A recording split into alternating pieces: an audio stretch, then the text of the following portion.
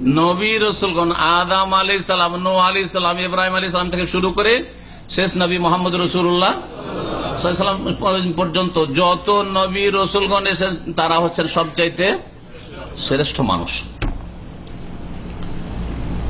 আর শ্রেষ্ঠ মানুষদের কাজ সবচেয়ে শ্রেষ্ঠ, শ্রেষ্ঠ মানুষদের কাজ সবচেয়ে ভালো কাজ, সবচেয়ে শ্রেষ্ঠ কাজ, তা হচ্ছে দ্বীনের দাওয়াত দেওয়া, ভালো কাজের জন্য মানুষকে উৎসাহিত করা, নিজে ভালো কাজটা করে, আর অন্যায় কাজ থেকে নিজে বেঁচে থেকে অন্যায় কাজ থেকে মানুষকে বারণ করা, নিষেধ করা।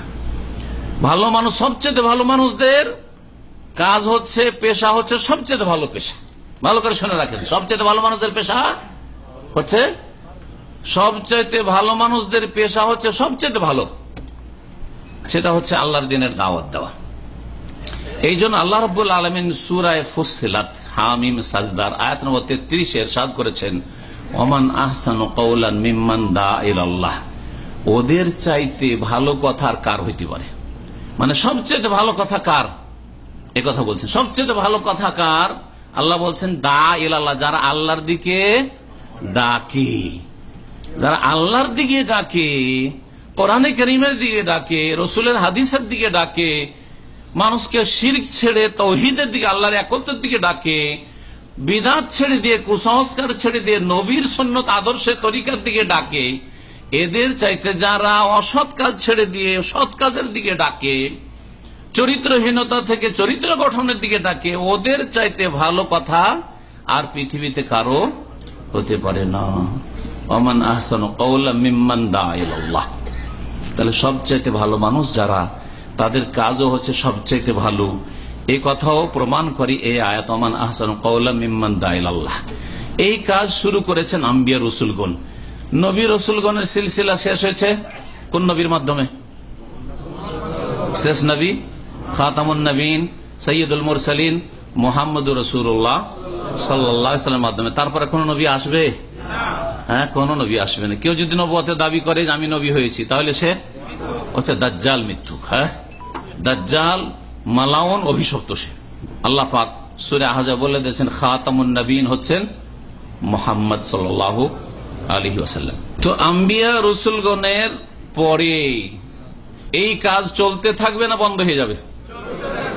জি, মনে রাখবেন, দ্বীনের দাওয়াত যদি বন্ধ হয়ে যায় তো ইসলাম উঠে যাবে। এটি ভালো কথা মনে রাখেন, গুরুত্বপূর্ণ কথা মনে রাখেন।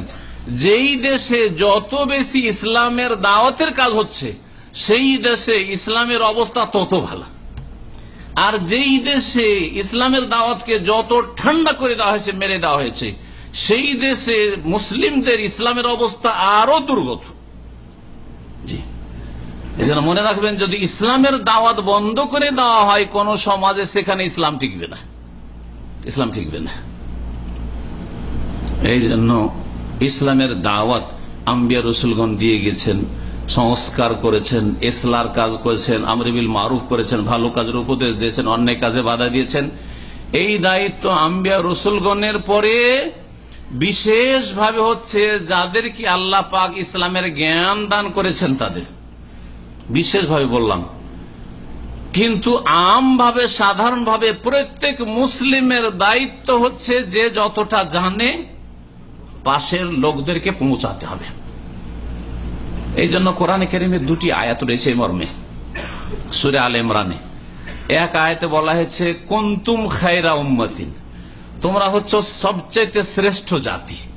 কাকে বলা হয়? শুধু আলেমদেরকে না, প্রত্যেক মুসলিমকে, প্রত্যেক মুসলিমকে বলা হয়েছে কুনতুম খায়রা উম্মাতিন, তোমরা সবচেয়ে শ্রেষ্ঠ জাতি। কেন? কেন শ্রেষ্ঠ? হ্যাঁ, আমাদের চামড়া সাদা সেই জন্য না, আমরা এশিয়ান সেই জন্য, হ্যাঁ, না আরবরা আরবি বলে সেই জন্য, না, না ভাষার ভিত্তিতে, না রঙের ভিত্তিতে, কোনো কিছুর ভিত্তিতে না। কিসের ভিত্তিতে? আল্লাহ বলছেন নিজেই, তা'মুরুনা বিল মারুফ ওয়া তানহাউনা আনিল মুনকার ওয়া তু'মিনুনা বিল্লাহ। এই তিনটি গুণ, তিনটি বৈশিষ্ট্য যদি থাকে, তাহলে তোমরা হে মুসলিম সবচেয়ে শ্রেষ্ঠ জাতি। ভালো কাজের উপদেশ দেবে, ওয়া তানহাউনা আনিল মুনকার, অন্যায় কাজে বাধা দেবে, এবং আল্লাহর প্রতি ঈমান ঠিক রাখবে। এই তিনটি বৈশিষ্ট্য। আল্লাহর প্রতি ইমানদার ইমান অতক্ষণ পর্যন্ত সম্পূর্ণ হবে না যতক্ষণ পর্যন্ত আমল না আছে। আমলবিহীন ইমান হয় না। শুধু জাতিতে মুসলিম আর আপনার 5 ওয়াক্ত নামাজ নেই, যাকাত নেই, রোজা নেই, হজ ফরজ আছে হজ নেই, হারাম থেকে বেঁচে থাকা নেই, অজেব সুন্নত কাজ নেই, এভাবে হয় না। ইমানের দাবি হচ্ছে আমল। এই জন্য অধিকাংশ আয়াতগুলিতে কোরআনে কারীমের ইমানের সাথে ভালো আমলের কথা উল্লেখ করা হয়েছে। কুনতুম খায়রা উম্মাহ, প্রত্যেকের দায়িত্ব হচ্ছে ইসলামের কথা পৌঁছাইতে হবে। আমাদের মুসলিম সমাজের অধিকাংশ লোকেরা মনে করে যে ইসলামের কথা বলা শুধু হুজুরদের কাজ। আমাদের দেশের লোকেরা বলে হুজুরদের কাজ, হ্যাঁ। আর আরবদের যারা অশিক্ষিত তারা মনে করে যে এগুলো শেখদের কাজ শুধু, হ্যাঁ। না, আল্লাহ বলছেন কুনতুম খায়রা উম্মাহ, হে মুসলিম, সাধারণ আর বিশিষ্ট ব্যক্তি সকলেই তোমরা শ্রেষ্ঠ জাতি অতদিন পর্যন্ত থাকবে যতদিন পর্যন্ত ভালো কাজের আদেশ দেবে, অন্যায় কাজে বাধা দেবে, আল্লাহর প্রতি ঈমান ঠিক রাখবে।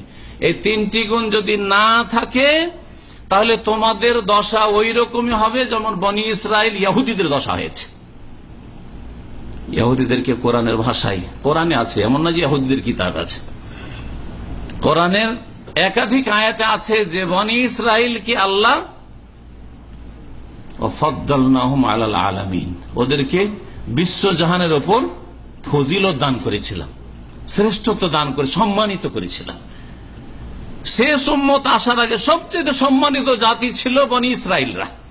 কিন্তু যখন আল্লাহর দিন থেকে তারা সরে গেল, তাদের দায়িত্ব ঠিকভাবে পালন করলো না, অন্যায় কাজ দেখতো, বাধা দিল না, ভালো কাজ হইতে হবে, ভালো কাজের জন্য মানুষকে উৎসাহিত করলো না, নির্দেশ দিল না, আল্লাহর লানত পড়লো তাদের উপর, গজব আসলো, আল্লাহ পাকের আযাব নেমে আসলো এবং আল্লাহ তাদেরকে লাঞ্ছিত অপদস্থ করে দিলেন।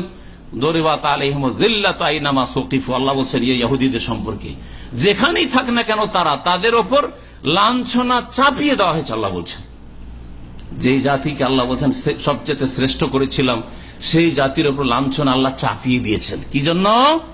তাদের এই দায়িত্ব পালন করেন। সেই জন্য মুসলিমরা যদি এই দায়িত্বটা ঠিকভাবে প্রত্যেক আপন আপন জায়গায় পালন না করেন, ভালো কাজ হওয়ার দরকার, নামাজ পড়তে হবে, নামাজ পড়ছেন লোকেরা, আর আপনি নীরবে একা একা নামাজ পড়ছেন, শুধু আপনার স্ত্রী নামাজ পড়ছে কিনা খোঁজ খবর নেই, আপনার বউ মারা নামাজ পড়ে না, আপনার মেয়েরা বেহায়া বেপরদা নামাজ পড়ে না, আপনার ছেলেরা নামাজ পড়ে না, সবার ইনকাম খাচ্ছেন, সবাইকে নিয়ে একসাথে নামাজ ফুর্তি করছেন, আপনি আল্লাহ লানত হবে।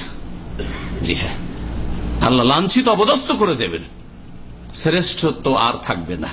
তো সকলকে এই সম্বোধন করা হয়েছে যে যতটা পারবেন, যার যতটা ক্ষমতা রয়েছে। এই ছিল একটি আয়াত।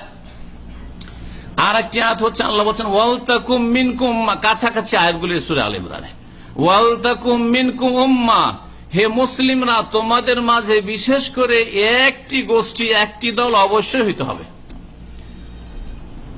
ইয়াদউনা ইলাল খায়র, যারা যে কোনো ভালো কাজের দিকে মানুষকে আহ্বান করবে। ইসলামের দিকে দাওয়াত দেওয়াকে এখানে দাওয়া ইলাল খায়র বলা হয়েছে, ইয়াদউনা ইলাল খায়র। তাহলে ইসলাম হচ্ছে ভালো আর ভালো, ইসলাম ভালো। আল্লাহ বলছেন ইয়াদউনা ইলাল খায়র, আল্লাহর রাস্তা হচ্ছে ভালো, আল্লাহর দিকে ডাকা হচ্ছে সবচেয়ে ভালো কাজ। ইয়াদউনা ইলাল খায়র ওয়া ইয়ামুরুনা বিল মারুফ, আর ভালো কাজের উপদেশ দেবে, ওয়া ইয়ানহাউনা আনিল মুনকার, অন্যায় কাজে বাধা দিবে, ওয়া উলাইকা হুমুল মুফলিহুন, তারাই হচ্ছে সফল কাম, তারাই হচ্ছে সফল কাম। তাহলে এখানে বোঝা গেল যে মুসলিম জাতির মধ্যে দুটি দল রয়েছে। একটা হচ্ছে জনসাধারণ, জনগণ, তাদেরও দায়িত্ব রয়েছে যে যতটা পারেন আপনার পাশের লোকদের কাছে সঠিক ইসলামটা পৌঁছাইতে হবে। আর একটা দল হচ্ছে ওলামায়ে কিরাম, যারা মাদ্রাসা পড়েছেন অথবা মাদ্রাসা না পড়লেও যে কোনো ভাবে ইসলাম সম্পর্কে যথেষ্ট জ্ঞান অর্জন করেছেন, সৌদি আরবে দীর্ঘদিন থেকে ইসলামিক সেন্টারগুলি থেকে জ্ঞান অর্জন করেছেন। বিশেষভাবে আপনার দায়িত্ব ওয়ালতাকুম মিনকুম উম্মাহ, তোমাদের মধ্যে একটা গোষ্ঠী অবশ্যই এরকম হইতে হবে যারা দেশে গিয়ে ইয়াদউনা ইলাল খায়র, ভালো কাজের দিকে মানুষকে ডাকবে।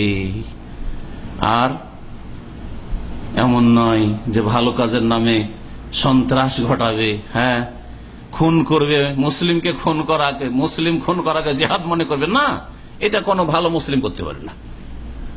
এরা মুসলিমদের প্রতিনিধি নয়, এদেরকে দিয়ে ইসলামকে যাচাই বাছাই করলে হবে না, এটা হচ্ছে ইহুদিদের চক্রান্ত। এটা ইসলামের দুশমনদের চক্রান্ত।